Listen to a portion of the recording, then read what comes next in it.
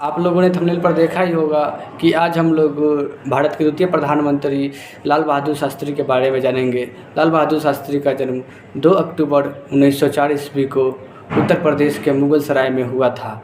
लाल बहादुर शास्त्री के जन्म के 18 माह के पश्चात ही उनके पिता शारदा प्रसाद की मृत्यु हो गई थी एवं उसके बाद उनकी मां ने उनका भरण पोषण किया। प्राथमिक शिक्षा प्राप्त करने के बाद उन्होंने हरिश्चंद्र हाई स्कूल में एडमिशन कराई एवं आगे की पढ़ाई को जारी रखा। उसके बाद उन्होंने काशी विद्यापीठ में अपने कॉलेज की पढ़ाई की एवं वहीं से उनको शास्त्री का दर्जा मिला। काशी विद्यापीठ से शास्त्री का दर्जा मिलने के बाद उन्होंने अपने नाम के पीछे से जो जाति सूचक शब्द श्रीवास्तव था उनको हटाकर उन्होंने हमेशा के लिए शास्त्री लगा लिए वो अपने नाम के पीछे। लाल बहादुर शास्त्री महात्मा गांधी को अपना गुरु मानते थे एवं वह महात्मा गांधी की तरह विचार रखते थे एवं वो महात्मा गांधी के विचार से बहुत ही प्रभावित रहते थे। बात तब की है जब हमारा देश आज़ाद नहीं हुआ था। उस समय हमारे देश में एक सोसाइटी चलती थी जिसका नाम था सर्वेंट ऑफ इंडिया सोसाइटी।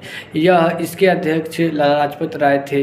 यह एक समिति जो थी जो अंग्रेज़ सरकार जिसे जेल में डाल देती थी उसके परिवार को चलाने के लिए प्रति माह 50 रुपये देते थे और इसी में लाल बहादुर शास्त्री को भी एक बार जेल हो गई थी, जिस कारण से उनके परिवार को प्रति माह 50 रुपये की माह मिलती थी जिससे उनका पालन पोषण होता था।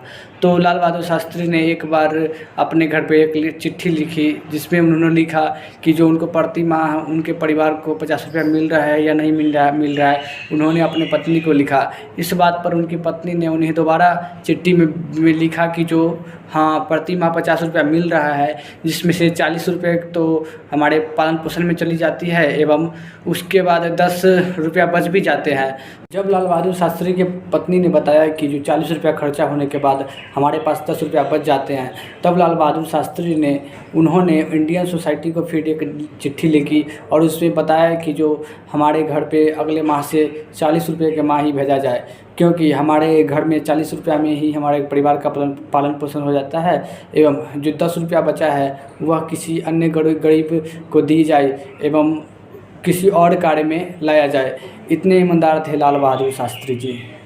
1964 ईस्वी में लाल बहादुर शास्त्री भारत के दूसरे प्रधानमंत्री बने एवं उसके एक साल बाद 1965 ईस्वी में भारत का युद्ध पाकिस्तान से होने लगा और इस युद्ध में भारतीय सरकार ने सेना को इतना छूट दे दिया था कि जो वो पाकिस्तानी सैनिक को बहुत बुरी तरह से युद्ध में हरा रहे थे, जिस कारण से पाकिस्तानी सरकार ने अमेरिका से गुहार लगाया कि जो भारत को कहा जाए कि जो युद्ध जल्द से जल्द बंद किया जाए। तब प्रधानमंत्री लाल बहादुर शास्त्री ने अमेरिका का भी बात नहीं माना एवं अमेरिका ने यह धमकी दिया कि जो भारत अगर युद्ध बंद नहीं करेगा तो हम जो भारत को गेहूं देता है वह गेहूं हम नहीं देंगे। तो अब के प्रधानमंत्री लाल बहादुर शास्त्री ने बोले कि जो हम एक टाइम खाना नहीं खाएंगे लेकिन किसी के ऊपर हम झुक के नहीं रह सकते हैं। और उसी साल हरित क्रांति आई एवं जय जवान जय किसान का नारा दिए थे। 10 जनवरी 1966 ईस्वी को पाकिस्तान के युद्ध समझौते को समाप्त करने के लिए उन्होंने पाकिस्तान में ताशकंद नामक जगह पर गए, जहां पर वो पाकिस्तान से युद्ध को समाप्त करने के लिए साइन करने के लिए गए थे।